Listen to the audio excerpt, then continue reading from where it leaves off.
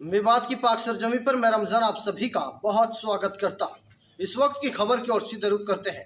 दर्शकों, आपके लिए बता दें, पुराने से विधायक चौधरी मोहम्मद इलियास के द्वारा कार्यकर्ताओं के साथ एक मीटिंग ली गई। मीटिंग में 7 तारीख को होने जा रही नूह में रैली को लेकर बातचीत की गई और कार्यकर्ताओं के साथ मीटिंग की गई कि किस तरह से वहाँ पहुँचना है और ज़्यादा से ज़्यादा संख्या में पहुँचकर वहाँ माननीय चौधरी भूपेंद्र सिंह हुड्डा के विचार सुनने हैं। हमने इसी विषय को लेकर कांग्रेस नेता चौधरी जावेद अहमद से खास बातचीत की है, सुनिएगा। तो सबसे पहले तो आपका बहुत बहुत स्वागत करता हूँ। आज कार्यकर्ता मीटिंग ली है आपने, क्या पर्पज है सर? और आज जिस तरीका से पूर्व विधायक छोड़कर भी लोग आज उन्होंने समर्थन दिया है, क्या? देखिए, सबसे पहले तो मैं आप सभी लोगों का शुक्रगुजार हूं कि आपने अपने कीमती समय में से समय निकाला है। और जहां तक आज इस मीटिंग की बात है, तो मैं आपको बता दूं कि हमारे पार्टी के पूर्व मुख्यमंत्री और इंशाल्लाह भावी मुख्यमंत्री माननीय श्री भूपेंद्र सिंह हुड्डा जी 7 जुलाई को नूह में तशरीफ ला रहे हैं। तो सबसे बड़ा जो इस मीटिंग का मकसद था वो ये था कि हम अपने नेता की शान में किस तरह हम आज ज्यादा से ज्यादा अपने कार्यकर्ताओं को इकट्ठा करें और आने वाले भविष्य में पार्टी के लिए एक नीति बनाई जाए और एक जो है पॉलिसी बनाई जाए, ताकि विधानसभा के इलेक्शन के लिए भी मेहनत की जाए और माननीय भूपेंद्र सिंह हुड्डा को मुख्यमंत्री बनाने के लिए हर तरीके से काम हो। जावेद जी, मंत्री जी ने पूर्व विधायक को बीजेपी का एजेंट बताया, इसका क्या प्रतिक्रिया? देखिए, जहां तक पूर्व विधायक की बात है तो मैं तो उनके बारे में बात करना भी उचित नहीं समझता। और जहां बीजेपी के एजेंट्स की बात है तो ये तो खुली खुलाई किताब है। आपने पीछे मेवात में देखा था जो दंगा हुआ था, उस समय इन्होंने, चाहे वो पूर्व विधायक पुराना की बात हो, इसके भाई की बात हो, और जो नेता मेवात के हैं जिन्होंने यहाँ लोगों के साथ मुखबिरी करके, होना तो ये चाहिए था कि इस समय में वो लोग आगे आते, छत्तीस बरादरी के लोगों के बीच में खड़ा होते और यहाँ पर एक शांति स्थापित करने की बात करते। लेकिन उन्होंने घी में आग डालने का काम किया और बजाय यहाँ लोगों का साथ देने के, उन्हें समझाने के, अपने जो इनके जाति मकसद थे, सरकार से मुखबिरी करके, पुलिस से मुखबिरी करके गलत मुकदमों में लोगों को फंसाया। तो मैं तो मानता हूँ बीजेपी का एजेंट तो मुझे कहने की जरूरत नहीं है, ये सब लोग जानते हैं। पढ़े लिखे समाज है, राजनीतिक रूप से मेवात के लोग जागरूक हैं और आने वाले समय में लोग इसको बताएंगे। जो इन्होंने कौम के साथ किया है इनको उसका जवाब देंगे। मेवात की एक अहम मांग है यूनिवर्सिटी, क्या उसको रैली में उठाया जाएगा? देखिए, जहां तक मेवात की मांगों की बात है तो अकेली एक मांग नहीं है। मेवात की बहुत सारी मांगे हैं। जहां यूनिवर्सिटी की बात है वहां पर मेवात में रेलवे लाइन की भी बात है। हमारे गुड़गांव से अलवर को चौड़ा करने के लिए और लाइनिंग के लिए भी हमारी डिमांड है। मरोड़ा में जो मुंबई एक्सप्रेस वे है उसके ऊपर कट के लिए हमारी बहुत बड़ी मांग है।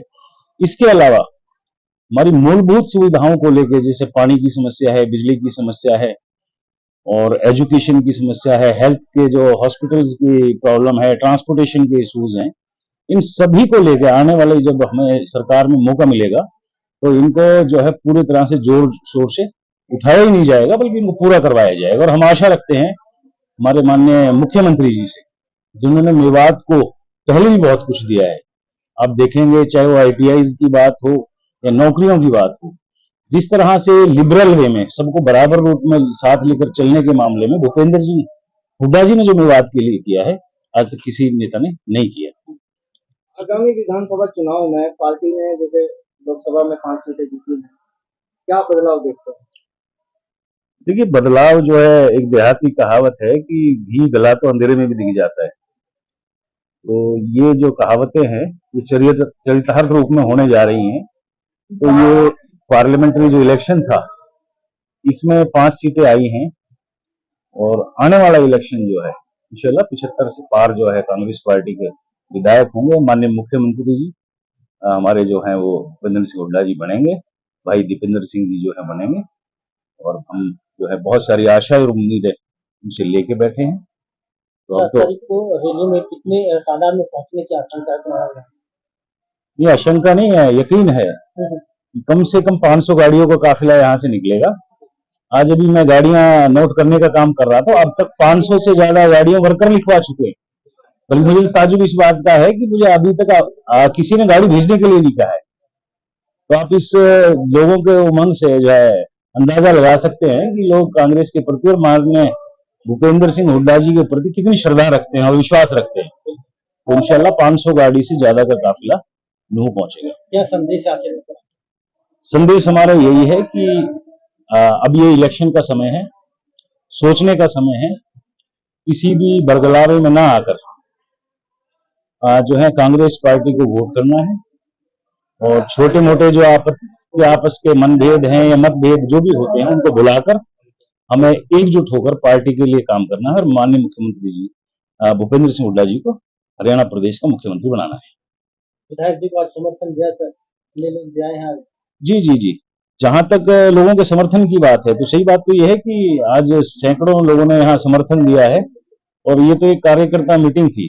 आने वाले समय में हम एक बहुत विशाल रैली कराने जा रहे हैं जिसके मुख्य अतिथि माननीय भूपेंद्र सिंह हुड्डा जी होंगे, दीपेंद्र जी होंगे और उसमें हजारों की तादाद में जो लोग हैं वो कांग्रेस पार्टी में शामिल होंगे इंशाल्लाह। एक सवाल बड़ा चर्चाओं में रहता है कि आने वाले विधानसभा चुनाव में पुराना विधानसभा से इलियास जो आपके पिताजी वो चुनाव लड़ेंगे या आप चुनाव लड़ेंगे? देखिए, जहां तक इस सवाल की बात है तो मैं ये समझता हूं कि आने वाले समय में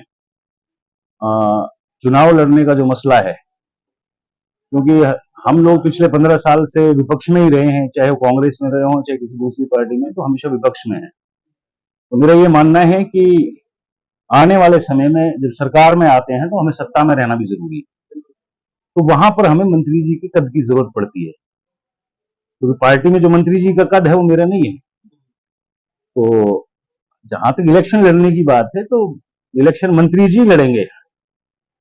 हाँ, अगर पार्टी की तरफ से कोई बात इस तरह की आती है, कोई एज का मामला आता है, कोई दूसरी चीजें आती हैं जिस तरह निकल के, तब तो हम सोच सकते हैं दूसरी तरीके से, वरना तो मंत्री जी का इलेक्शन लड़ना ही फाइनल है।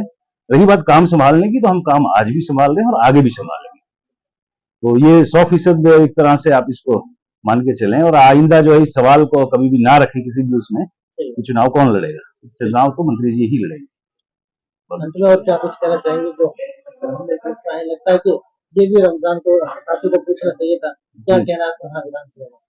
देखिए, पुराना विधानसभा की जहां बात है, आज आपने यहाँ देखा होगा तो लोग अक्सर चाहे वो 22 की तरफ आवाज उठाते हैं, तो आपने देखा होगा कि 22 के जितने भी मौजूद आदमी है, जिम्मेदार आदमी है, सारे यहाँ मौजूद थे।